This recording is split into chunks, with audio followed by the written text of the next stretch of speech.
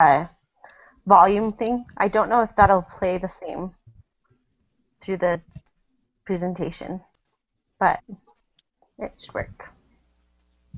Okay, so hospice defined. Hospice is a comprehensive program. It is a concept of care, not necessarily a place of care. Hospice affirms life. Dying is a normal process. Hospice neither hastens nor postpones death. Hospice emphasizes palliative care rather than curative treatment. Hospice emphasizes quality of life rather than quantity of life. And the patient and family needs are both included in the care plan. Next.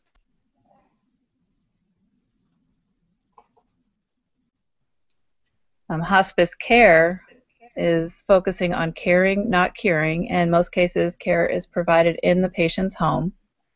Hospice care also is provided in freestanding hospice centers, hospitals, and nursing homes and other long-term care facilities. Hospice services are available to patients of any age, religion, race, or illness. And then what services are provided under hospice? There is a large scope, but there is an interdisciplinary hospice team. They manage patient symptoms and pain.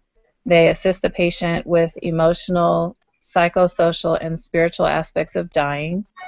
They provide needed drugs, medical supplies, and equipment. They coach the family on how to care for the patient. They deliver special services like speech and physical therapy when needed. They make short-term inpatient care available when pain or symptoms become too difficult to manage at home or the caregiver needs respite time. And they provide bereavement care and counseling to surviving family and friends. Next. Okay, so palliative care improves the quality of life for the patients and families of patients with life-ending illnesses. It is aimed solely at treatment of symptoms associated with life-threatening illnesses.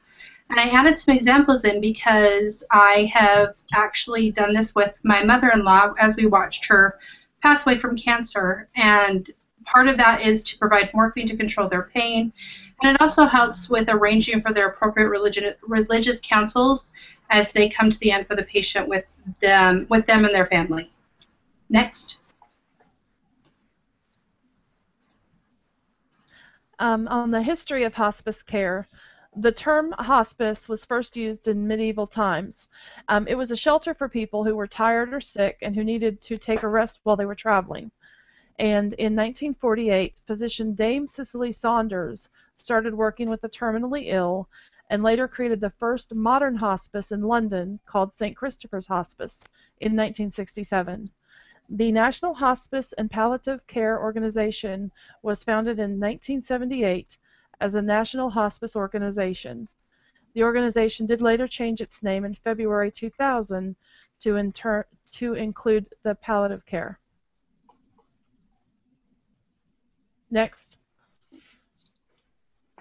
Okay, reimbursement of hospice care. Hospice is covered 100% by Medicare and Medicaid. In addition, services may be paid by Veterans Administration hospice benefit and some commercial insurances. Hospice coverage includes medications, medical equipment, and supplies related to the terminal illness. Under Medicare law, no person may be refused hospice care due to inability to pay. Each hospice must have a financial specialist on staff to answer questions about receiving financial assistance. Next. Reimbursement by Medicare. Coverage for hospice care falls under traditional Parts A and B of Medicare. Medicare Advantage plans do not cover hospice care. Hospice care is an elected benefit covered under Part A of Medicare for patients who meet all the following requirements. The individual is eligible for Part A. The individual is certified as having a terminal illness with a medical prognosis of 6 months or less to live if the illness runs its normal course. The individual receives care from a Medicare-approved hospice program, and the individual signs a statement indicating that he or she elects the hospice benefit and waives all other rights to Medicare payment for services related to the treatment of the terminal prognosis. Medicare will continue to pay for covered benefits for services that are unrelated to the terminal prognosis. Next. Reimbursement by Medicaid. Medicaid participants, those who are eligible, can receive hospice care when they are terminally ill. To be eligible for hospice care under Medicaid, you must be terminally ill as certified by a physician. You must choose the hospice benefit by completing and signing an election form. You must agree to receive care to manage your symptoms and make you comfortable, but give up give up care to cure your illness unless you're younger than 21. Your physician must state that you have a reduced life expectancy as defined by your state each time he or she certifies your eligibility. States are required to offer hospice benefits for at least 210 days, which is approximately 7 months, and the states may divide those into 3 time periods however they like, usually 2 90-day time periods and 1 30-day time period. And although the states aren't required to adopt the Medicare guidelines, most do in order to coordinate care. Next. Reimbursement by commercial insurance. Coverage varies by individual insurances. In the managed care market, those companies identify their network, and patients have to select a hospice within that network to receive coverage. Elderly nursing home residents on medical assistance may continue to receive room and board coverage for medical assistance while receiving hospice care. Next. Reimbursement by the Veterans Administration. Veterans can receive hospice care through the VA. The VA can purchase hospice services from community providers, including hospice care provided at home or an institution as an inpatient. Next. The role of CMS. CMS develops conditions of participation, known as COPS, for hospice and certifies eligibility in the Medicare system. CMS proposes and finalizes regulations that affect how hospice is reimbursed. This includes introducing new billing codes. Next. Role of Medicare and Medicaid in regulating hospice care. The state licenses hospice care and Medicare certifies all hospice services. Of note, 3/4 of the 2.5 million people who die each year are ages 65 and older, making Medicare the largest insurer of health care provided during the last year of life. Roughly 1/4 of traditional Medicare spending for health care is for services provided for Medicare beneficiaries in the last year of life. And the high overall cost for health care received in the last year of life is not surprising, given that so many have multiple serious and complex conditions. Next. Next is organizational structure. In doing research on this, there are a lot of different ways that a lot of different, I guess, organizations could go. I tried to find the most general so we could all follow along. So starting at the top, you have the medical director, followed by the executive director, who below them have the various directors of various departments within one of these locations. The example I used was off of, I believe this is called Green Country Hospice of Green Country. But basically, as you can see, a lot of emphasis and a lot of work looks like would appear to go through patient care. They're managing not just the RNs and everything under that department, but they would also be doing social workers, clinical coordinators, and LPNs, and that would be the most basic structure, the general structure. Again, this can vary depending on what the what the organization has and offers, but just a basic template to follow. Next, the main professional or the professional advocacy organization regarding hospice is the National Hospice and Palliative Care Organization. It's the largest nonprofit membership organization representing hospice and palliative care programs and professionals in the United States. And that really is no joke. I spent time Googling and trying to go to the 3rd or 4th page of a search to try to find something not associated with it, and somehow everything is associated with the National Hospice and Palliative Care Organization or related to it, whether it's a different program associated with hospice care or palliative care at that point. Next. These are their missions. This is their mission: to lead and mobilize social change for improved care at the end of life. The vision is a world where individuals and families facing serious illness, death, and grief will experience the best that humankind can offer. And their stated values are the NHPCO believes in service, engaging customers, respect, honoring others, excellence, exceeding expectations, collaboration, fostering partnerships, stewardship, managing resources. Next. Just a little bit more background. Some of this stuff, some of the information was already mentioned, so we'll just go over that really quickly. Headquartered in Alexandria, Virginia. It was originally founded in 1978 as the National Hospice Organization. The organization changed its name in February 2002 to include palliative care.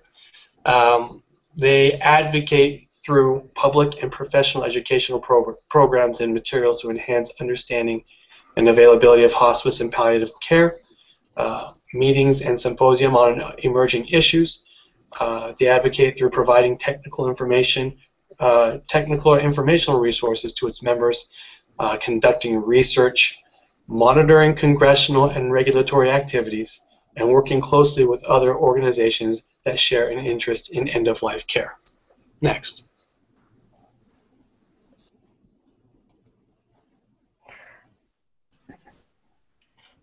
Okay, so I was able to meet with a manager of one of the hospice cares that's located in Rigby, Idaho.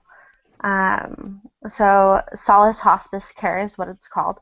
And the manager who I spoke with, her name is Kat. She had originally been a nurse within hospice care, and within the last 2 years switched to the managerial role.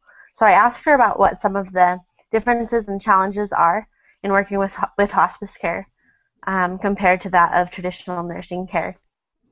And she said that being the manager, she spends more time in the office figuring out the schedules and everything, and so it's not as much family interaction, but she notices that she takes care of more of the families rather than just taking care of the patient, and that it's definitely more about comfort rather than healing, and that's sometimes really hard because you gain the connection with these different patients. And she mentioned that it's a lot harder when you can see their health declining because you've gained a connection with them and you know their family and you know their friends and you know who they are as a person rather than just a patient. She said that communication is really necessary because the patients are at home, they're not at a facility, so if someone is close to the end of their life, one of their nurses might have to spend more time at that house rather than going to the other locations and providing care. So they have to schedule that and they have to make sure that each of their patients are taken care of. And if you call in sick, a lot of the time it makes it a lot more difficult because there aren't just people who can take your shift because it is such a specified thing. Each patient has different needs and is at a different place within their end of life segment of time. And then some examples of hospice care organizations. I decided to focus mostly on southeastern Idaho because that covers a lot of the school base. There's Alliance Hospice Care, Hospice of Eastern Idaho, Idaho End of Life Coalition, and Solace Hospice, which is where Kat was working from. As I researched which organizations give hospice care, there are multiple in every state. There wasn't a single state that I could find that did not have hospice care. And so I think that's definitely something to make note of. And then these are the sources that we have. We have 2 different slides of sources. They are listed alphabetically. A lot of it came from cms.gov as well as nhpco.org. And that's our presentation. Excellent. Very well done. I think you guys covered the majority of things. Let me ask you a question, and it's kind of a subtle question, so if you don't really know, that's fine. but what's the difference? What would you guys describe the difference between the word hospice and palliative? I mean, there's some overlap there. There's some similarities, but what distinguishes those two words from each other? Well, when you're doing the hospice part of it, when you get into hospice care, it's when a patient has started the decline and they need more time together and the family is preparing for that. As you get into the palliative care, it takes on a new level where you know the patient's within days of passing, and you are strictly there to give comfort, to keep them comfortable as they pass. And I think that it's just they run together so easily that you do think of them together, but they are two different sources of care given. Okay. Any other thoughts? I think that's true, but I think it's actually the palliative is earlier and hospice is closer to the end of life. So can you have palliative care without hospice? Yes. Yes. Yes. Yes, They don't you have can. the diagnosis with the 6 months or less usually for palliative. Right. Can you do palliative care for somebody who's not dying? Yes. Yes. Yes, right? So palliative care, and this is kind of what I wanted to distinguish, palliative care can be for people who aren't going to die imminently, right? It could, palliative just means, literally it means to hide. So you're hiding the pain or you're hiding the symptoms, you're diminishing symptoms, you're making patients comfortable, you're relieving pain and suffering. There's nothing inherent in the word palliative that means death. So it does not mean that you are dying. Whereas hospice implies that there's some sort of foreseeable, and again, no one has a crystal ball, so you can't really predict exactly, but the term hospice does imply that death is coming on at some point. Now, you could really get... Go ahead. I was going to say, for an example, I'm part of a Crohn's and colitis group online, and one of my good friends is getting palliative care at home. She has with wound care and ostomy issues that she's having. She's at home on disability, and so the nurse comes in 3 times a week and helps her with dressing changes and helps her take care of issues she's having. With the expectation that in 6 months she'll be able to go back to work. Yeah, so not everything in medicine is curative, right? So we have some success stories where somebody gets an infection, you give them antibiotics, and you're actually curing them. You're getting rid of that infection. There, like you mentioned, Crohn's is a good example. There are some conditions and syndromes and diseases that are not curative, or you can't cure them. You treat the symptoms. You try to, and you can minimize and diminish a lot of these things, but you can't necessarily cure it. And so I just wanted to make that subtle distinction. We do lump them together for this presentation and for this group, that we're talking about hospice and palliative, because they really do go together frequently. It's just I did want to kind of point out those times that they're not exactly the same. So just kind of keep that in mind. You mentioned you guys did a great job on talking about the kind of the reimbursement models and methodologies, and you talked about Medicare and Medicaid and private pay. If you guys had to say, who is the largest payer for hospice services? If you had to pick just one. Did you come across that by chance? Medicare. Yeah, it is Medicare. And maybe you said that and I may have missed it, but just to kind of be clear for everybody, Medicare is by far the largest payer of hospice services in the country. And it kind of makes sense if you think about it, because most people qualify for Medicare when they're 65. Almost exclusively people over 65 are on Medicare. They may have supplemental and other insurance, but Medicare is a benefit that most people have earned by the time they're 65. And that's when most people, in those later years is when most people die, and the leading causes of death that we know of, many of them involve kind of a prolonged death, and so hospice is a way to is a major service of Medicare.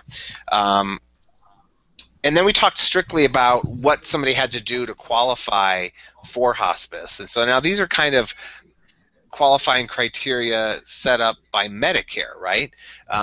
maybe a private payer is going to have different criteria. But since since Medicare is such a major player in hospice services, we often default to their criteria, and you accurately stated a physician has to certify that the patient has 6 months or less to live. So if somebody is on hospice for 6 months and they're now in their 7th month, do they have to be kicked off hospice or taken off hospice? How does that work? Did you come across that at all? It was mentioned in our presentation. It was mentioned in our presentation that it's if they have the prognosis that's 6 months or less. It doesn't say that they're going to just automatically kick them off just because they lived longer than they expected. Perfect. But there is a certification process that you sometimes have to go through to make sure that you have all the legalities and you make sure that there's the help that you need. Yeah, excellent. That's exactly right. Is that it's required to be put on hospice. You mentioned a bunch of other criteria as well. The patient has to elect it, and what they mean by that is, they're going to choose not to pursue any curative treatments. So they're giving up the rest of their Medicare benefits, so to speak. It doesn't mean that if they have a heart attack while they are on hospice for cancer, that they don't get, cardiac treatment and those sorts of things. But it's you're absolutely right. People can live longer, and they do. It's a prognosis of 6 months or less. So excellent, good job. Yeah, and I think you guys really did a great job. You really covered a lot, so I don't really have much more to emphasize or notes, and I think the rest of the material in the course for next week covers some of the main points. So excellent work. I really appreciate your group doing this early. Most of the groups have been waiting until the last minute to present, so thank you for doing that. If somebody in the group would post the slides in next week's discussion board so that students can see the slides, and then as a group monitor that discussion board. Make sure that maybe students have questions about the presentation. So monitor it, engage the class, ask questions, answer their questions. Once I get the recording finalized, I'll post that link. And the other thing you can do, this is not required, but if you want to provide feedback on individual group members, you can send me a personal email. Don't copy or include anyone else. And if you don't send me anything, I'm going to assume that you felt like everyone contributed equally. I understand that group projects are sometimes not everyone's favorite, and sometimes some people carry more weight than others. And if you felt that was a problem, then you can send me something privately, and you can say, I felt like everyone except X did a good job, or however you want to put it. But you don't have to do that if you don't want to. Any last-minute questions or comments or other thoughts? I'm good. I'm good. Okay. Good. Good. Very good. Thank you all. Have a wonderful night, and we'll look forward to addressing this topic in next week's module. So thank you so much. Thank you. Thanks, everyone. All right.